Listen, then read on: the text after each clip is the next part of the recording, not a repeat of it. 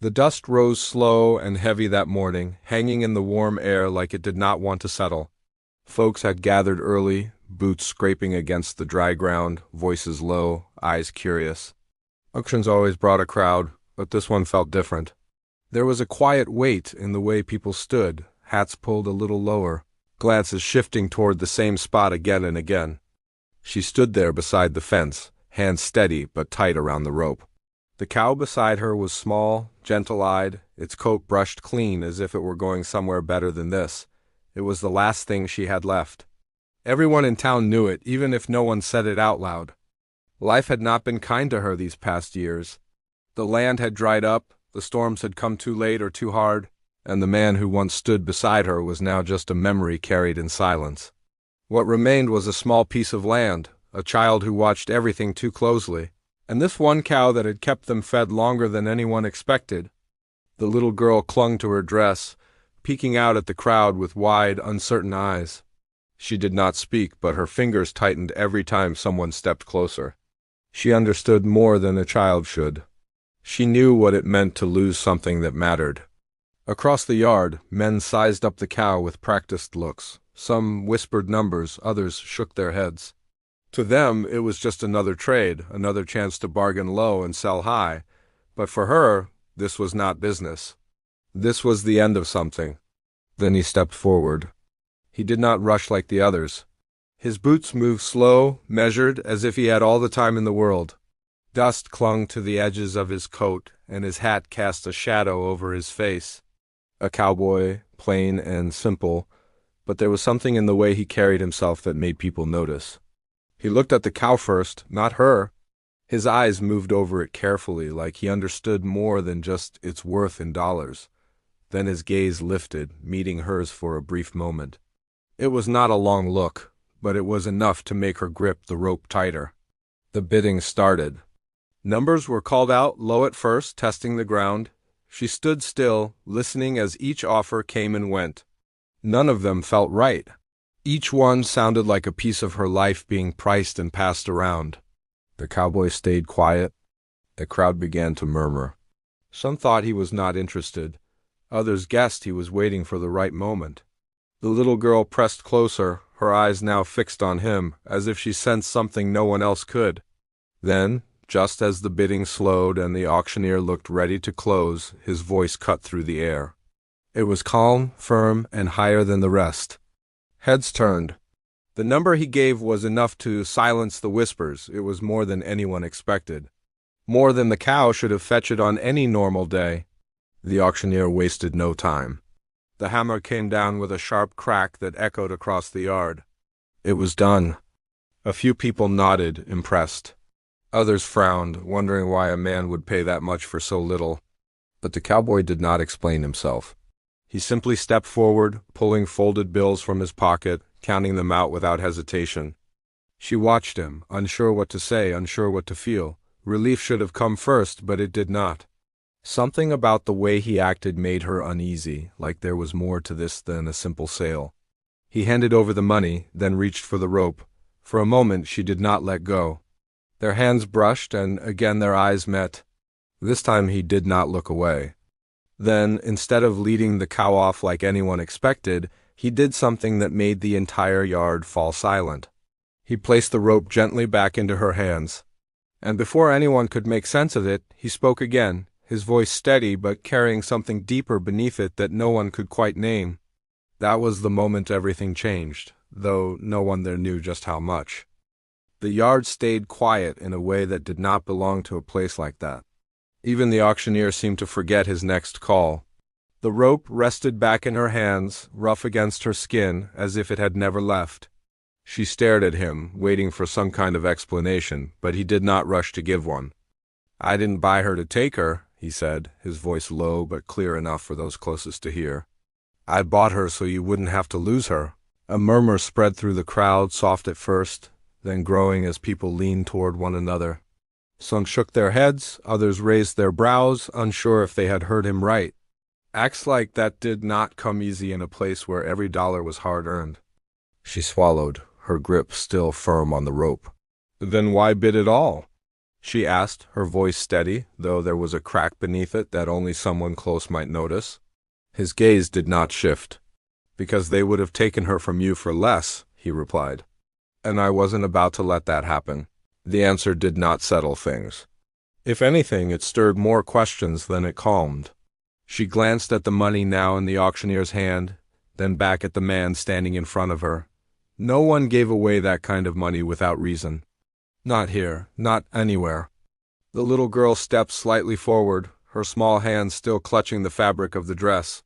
She looked up at the cowboy with a mix of wonder and caution, as if trying to decide whether he was something good or something to be wary of. Children had a way of seeing truth in places grown folks often missed. "Ma," she whispered, her voice barely reaching beyond them. "Why's he doing that?" She did not answer right away. She could not. Because she did not know, the crowd began to thin, but not quickly. People lingered, pretending to check other items, though their ears stayed turned toward the strange turn of events. A few men cast long looks at the cowboy, measuring him in a different way now. Kindness like that could be mistaken for weakness in a place where survival came first. He reached into his pocket again, slower this time, pulling out nothing more than a worn piece of paper. He looked at it for a second before folding it back and tucking it away. It seemed small, almost unimportant, but something about it made her uneasy. "You're from around here?" she asked, needing something solid to hold on to in this moment that felt anything but steady. He shook his head once. "Passing through?" That made even less sense. A man just passing through did not spend money he would not get back. A man just passing through did not stop to fix problems that were not his. "Then you should have kept your money," she said, a little sharper now, not out of anger but out of confusion she could not hide. "We would have managed." He gave a faint smile, though it did not quite reach his eyes. "From what I've seen, you've been managing alone for too long." The words landed heavier than he might have meant them to. She straightened slightly, pride rising up to meet whatever pity might have been there. She had carried her weight without asking for help. She had done what needed to be done. "I didn't ask for saving," she replied. "I know," he said. "That's why I didn't ask if you wanted it." That answer should have upset her more than it did. Instead, it left her quiet, unsure how to respond. There was no arrogance in his tone, only a kind of certainty that made it hard to argue against. The little girl looked between them, her eyes moving from one face to the other. "Are you staying?" she asked suddenly, the question simple but carrying more meaning than it seemed. The cowboy hesitated, just for a moment. It was the first time he looked unsure. "I wasn't planning to," he admitted. The wind shifted, carrying the smell of dust and dry grass across the yard. Somewhere in the distance, a door creaked and a horse stamped its hoof. Life moved on around them, but right there, everything felt held in place. She adjusted her hold on the rope, the cow shifting slightly beside her, calm despite it all. "Then why does it feel like you're not telling the whole truth?" she asked, her voice quieter now, but more direct than before. He met her eyes again, and this time there was something different in his expression. Something heavier. Because the truth was, he had not come there by accident. And whatever had brought him to that dusty yard was not finished yet. He did not answer her question right away, and that silence said more than any words could. It stretched between them, heavy and uneasy, like the air before a storm. Around them, the last of the crowd began to drift off, though a few still lingered near the fence, watching with quiet interest. "I came looking for something," he finally said, his voice lower now, meant only for her. "Didn't expect to find it here." She frowned slightly, the lines of worry deepening on her face. "And what is that supposed to mean?" He glanced past her, toward the open land beyond the yard. Fields that had once been green now carried the dull color of dry seasons and hard years. A place that had seen better days, just like the people trying to hold on to it. "Means this town's not as quiet as it looks," he replied. That did not sit well with her. Nothing about this morning had gone the way she expected, and now this stranger was speaking in half-answers like he knew more than he should. She shifted her stance, placing herself just slightly in front of the child without thinking. "We don't have trouble here," she said, though her voice lacked the certainty she wanted it to carry. A faint look passed over his face, something between doubt and understanding. "Trouble doesn't always show itself right away," he said. Sometimes it waits until folks are too worn down to fight back. The words struck closer than she wanted to admit. The past few years had taken more than crops and cattle. They had taken strength, hope, and the will to keep pushing without question. She had felt that weight every single day. Before she could respond, a man stepped closer from the edge of the yard. He was older, broad-shouldered, with a face that carried more authority than kindness. He had been watching for a while now. "That was quite a show," the man said, his tone flat but edged with something sharper beneath. His eyes moved from the cowboy to the rope still in her hand. "Didn't know we were handing out charity today." The cowboy turned slightly, his posture calm but alert. "Wasn't charity," he said. "Just making sure a fair deal stayed fair?" The man gave a dry chuckle, though there was no humor in it. "Fair's got a different meaning depending on who's speaking." She recognized that tone. It was the kind that came from someone used to getting their way, especially when others had no choice but to give in. Her grip on the rope tightened again. "We had an agreement," she said, facing the older man now. "The cow was to be sold at auction." "That's what happened." He looked at her, then back at the cowboy. "And yet here she stands with it still in her hands. Doesn't look like a sale to me." A few more people slowed their steps, drawn back by the rising tension. The little girl pressed closer again, her small fingers curling into the fabric at her side. The cowboy took a step forward, placing himself just enough between them to shift the balance. "Money was paid," he said. "That's all that matters." "Maybe to you," the man replied. "But around here, we keep things simple. Ownership changes when the deal is done." "No take-backs? That your rule?" the cowboy asked. "It's how things stay in order." There it was. Not law, not fairness, control. She felt it settle in her chest, that familiar sense of being cornered by something bigger than herself. The auction had been her last choice, not her first. And now even that seemed like it might be slipping into something else. "You already got your share," she said, her voice firmer now. "There's nothing more to take." The man's eyes narrowed slightly. "That depends." On what, he did not say. He did not need to. The cowboy's expression hardened just enough to be noticed. "Sounds like you're asking for trouble." The man held his gaze. "No, I'm saying it's already here." The wind picked up again, brushing dust across the ground between them. It felt like the whole yard was holding its breath, waiting to see which way this would turn. She looked from one man to the other, the weight of the moment pressing down on her. This was no longer about a cow. It was about something deeper, something tied to the land, to the people, to whatever quiet struggle had been building long before today. And now, somehow, she was standing right in the middle of it. The air felt tighter with every passing second, like the ground itself knew something was about to break. No one moved. Even the few folks still standing nearby kept their distance now, watching in silence as if stepping closer might pull them into something they could not escape. She kept her hold on the rope, though her hands had started to tremble.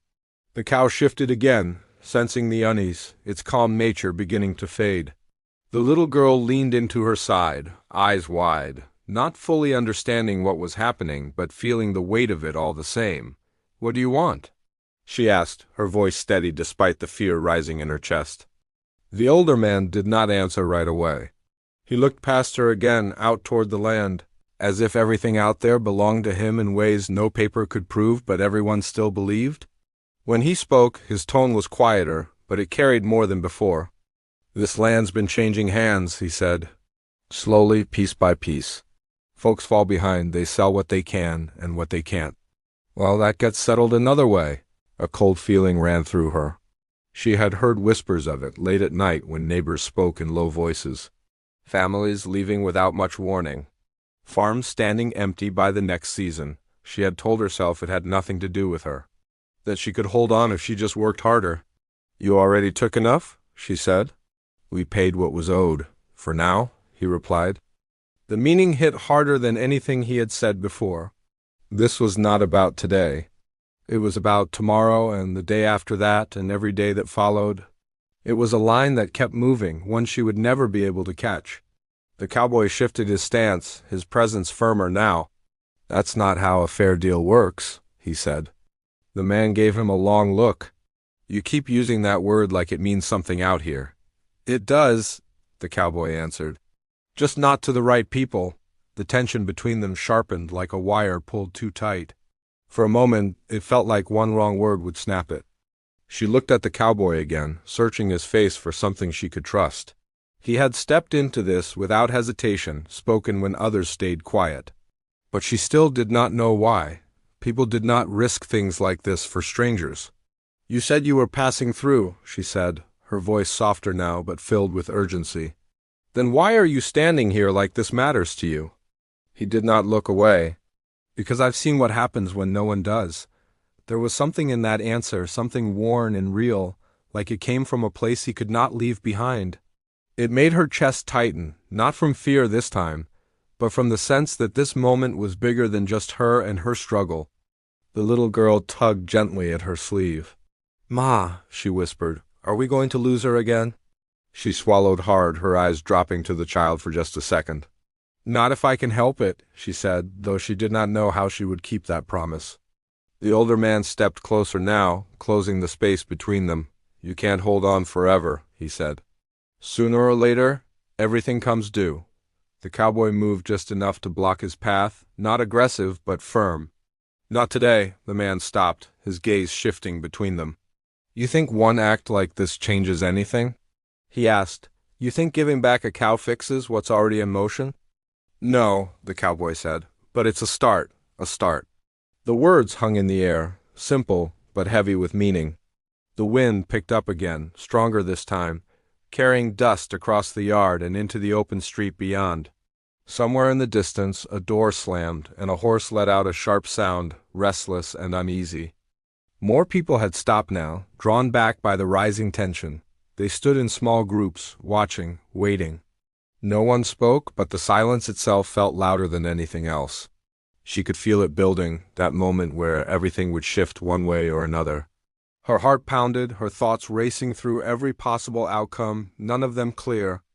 Then the older man took a slow breath and reached into his coat. The movement was small, but it changed everything. The cowboy's eyes narrowed, his stance tightening. She felt the child press closer, fear now clear and real. Whatever came next would decide more than just the fate of a single cow. It would decide who held power here and who was willing to stand against it. And as his hand disappeared inside that coat, the whole yard seemed to hold its breath, waiting for the moment that could not be taken back. For a second, no one moved. The man's hand stayed inside his coat, and every eye in the yard fixed on that single motion. The air felt thin, like it might snap if anyone breathed too hard. Then he pulled something out. Not a weapon, not a threat, but a folded stack of papers, worn at the edges and marked with ink that had seen better days. He held them up just enough for the cowboy to see, a faint, knowing look crossing his face. "Everything comes due," he repeated, tapping the papers lightly. "These say so." The cowboy did not flinch, but his eyes sharpened. "Papers don't make things right," he said. "They just make them look that way." The man gave a short nod, as if he expected that answer. "Maybe, but they still hold weight. This land, these debts, they all tie together. She's behind. That means it's mine to claim." A ripple moved through the small crowd again. Folks had seen this before, though maybe not this close, not this personal. A bad season turned into a missed payment into a claim. It was a slow way of taking everything without ever raising a hand. She felt her chest tighten, but this time something else rose with it, not just fear. Something steadier. "I signed what I had to," she said, stepping forward before she could second-guess herself. "But I never agreed to be pushed off what's mine without a fight." The man looked at her, surprised for the first time. "Fight?" he echoed. "With what?" Before she could answer, the cowboy reached into his own coat and pulled out that same worn piece of paper he had looked at earlier. He unfolded it carefully, holding it out. "With this," he said. The older man's eyes narrowed as he took it. He scanned the page once, then again, slower this time. The confidence in his face began to shift, not gone but shaken. "Where did you get this?" he asked. "From someone who lost more than they should have," the cowboy replied. "Same way you've been collecting these lands. Only difference is this one shows the full agreement, not just the part that favors you." The man's jaw tightened. Around them, people leaned in just a little more, sensing the change. The paper passed back into the cowboy's hand, but the balance in the yard had already begun to tilt. "You're saying those claims aren't clean," the cowboy went on. "That they were pushed through when folks had no choice. That means they can be challenged." A low murmur spread again, but this time it carried something different. Not fear, hope, small but growing. The older man glanced around, seeing the shift in the crowd. For the first time, he was not the only one holding something over everyone else. He adjusted his coat, his voice losing some of its edge. "This isn't over," he said. "No," the cowboy agreed. "But it's not yours either." There was a long pause. Then, without another word, the man turned and walked away, his steps slower than before. No one followed him. No one spoke to him. The space he left behind felt lighter. The yard stayed quiet for a moment longer, as if everyone needed time to understand what had just happened. Then voices slowly returned, softer now, filled with questions and something close to relief. She stood there, still holding the rope, the cow calm once more at her side. The little girl looked up at her, then at the cowboy. "Does that mean we get to keep her?" she asked. She looked down at the child, then back at the man who had stepped in when no one else did. "Yes," she said gently. "We do." The girl smiled, a small, bright thing that seemed to cut through all the tension that had filled the morning. She turned to the cowboy, her expression more open now, though still searching. "You didn't have to do all this," she said. "I know," he replied. "But some things are worth standing for." She nodded slowly, understanding more than she could put into words. "And the proposal?" she asked, a hint of curiosity in her voice now. He took a breath, not looking away this time. "Stay," he said, "not just today. Help rebuild what's been worn down? You won't have to do it alone anymore." The offer hung there, simple but full of meaning. It was not just about land or cattle. It was about a different kind of future. She looked out at the fields, then at the people slowly returning to their lives, and finally at the man standing in front of her. For the first time in a long while, the weight on her shoulders felt a little lighter. "We'll see," she said, though there was a softness in her voice that had not been there before. The wind moved through the yard again, but it no longer felt heavy. The dust settled, the tension eased, and somewhere deep down, something new had taken root. Sometimes all it took was one moment, one choice, to change the course of everything. Thanks for watching this story. Subscribe to the channel for more heartfelt stories. Your support helps keep these stories alive. Tell me in the comments what you felt about this story and what kind of stories you want to see next. See you in the next story.